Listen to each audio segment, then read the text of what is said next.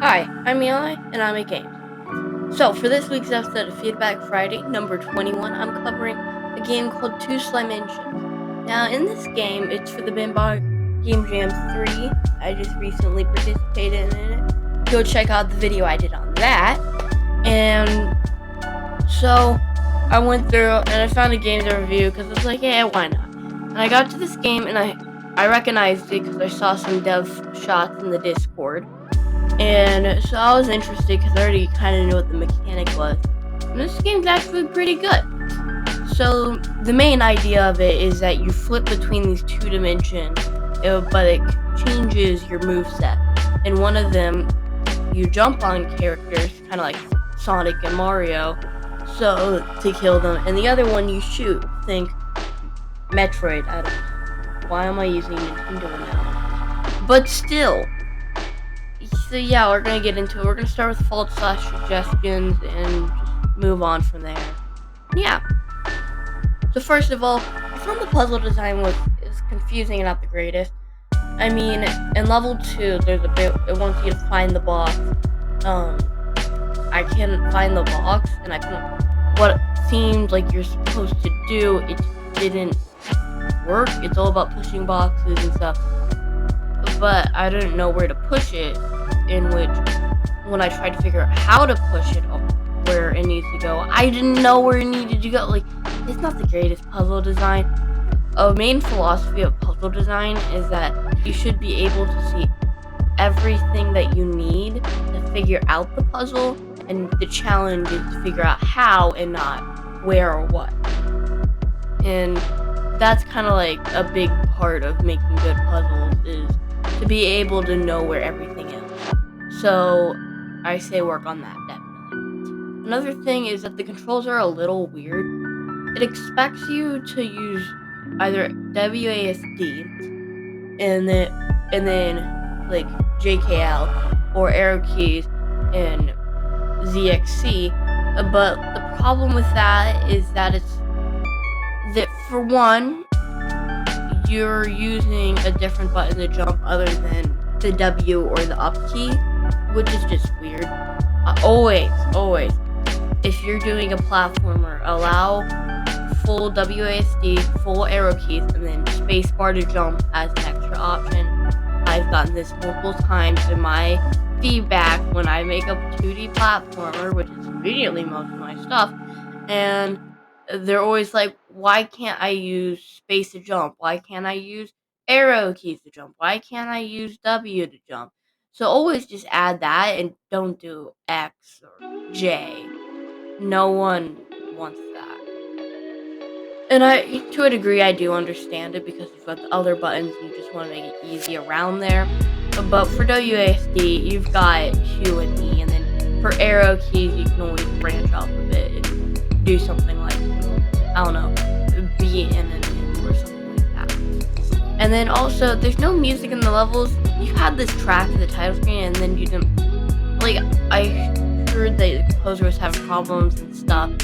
But honestly, I would have preferred it. You just put that title screen music in the levels. Sure, would it get repetitive? Absolutely. But would it have been better than no music at all? Probably, yeah. And yeah, those were the faults with this game. My main suggestions would be puzzle design, implement it better. Always use the tactic of showing everything so everyone can see it, and now the problem is how. Controls, WASD, arrow keys, space support, stuff like that. And then no music in levels, just put music in levels. That's the most, least basic one, other than, I guess. But yeah. Now it's time for the mandatory fun fact of the day. Oh.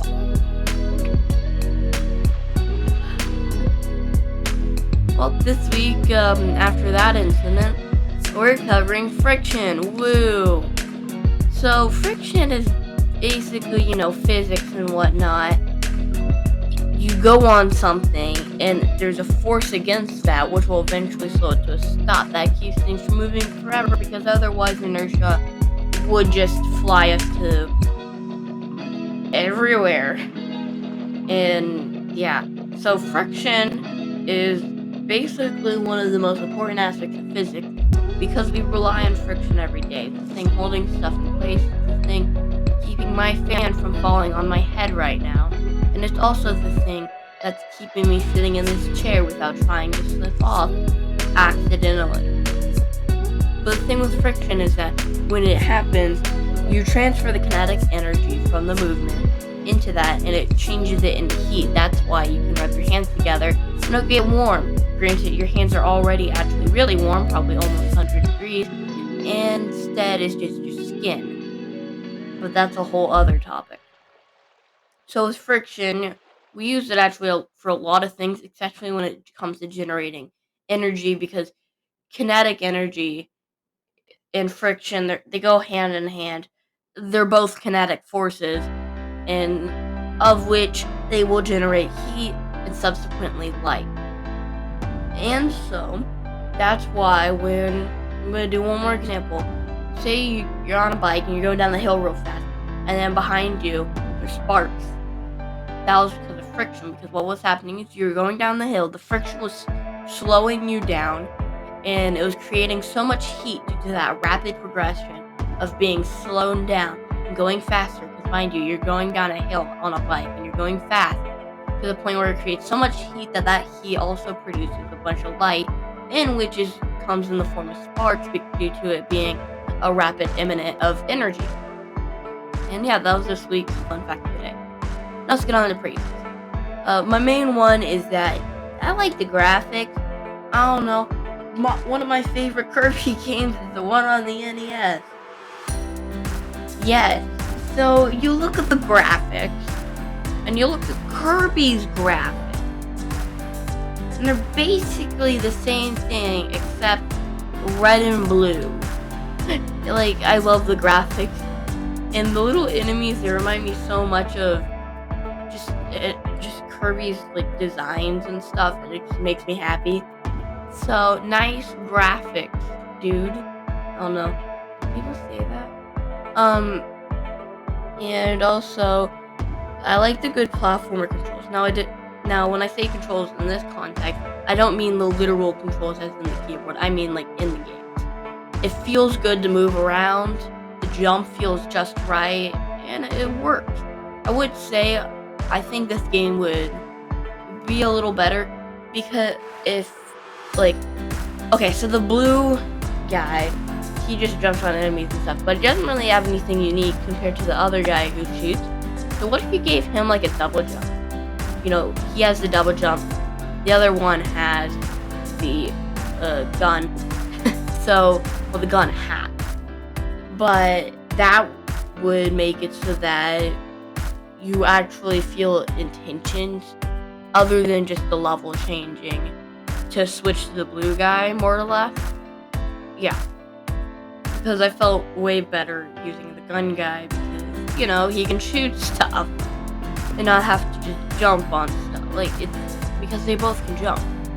You see, adding a double jump to the blue guy would actually just kind of help. Personal, in my opinion. But, yeah, I like the platformers. They're nice. But yeah, that is the video. That was my review of 2 Slimentions. And I highly suggest checking out my game for the Bim Bang Jam. I had a lot of fun making it. It's a cool game. I'll have a link in the description to it. It's called Parallel Pits. Check out all my other games while you're at it. Helps me out a lot. Hit the tip button because, yeah, I need money. And yeah, so if you like. If you don't, why did you watch through a video you don't like? So like and subscribe. Peace.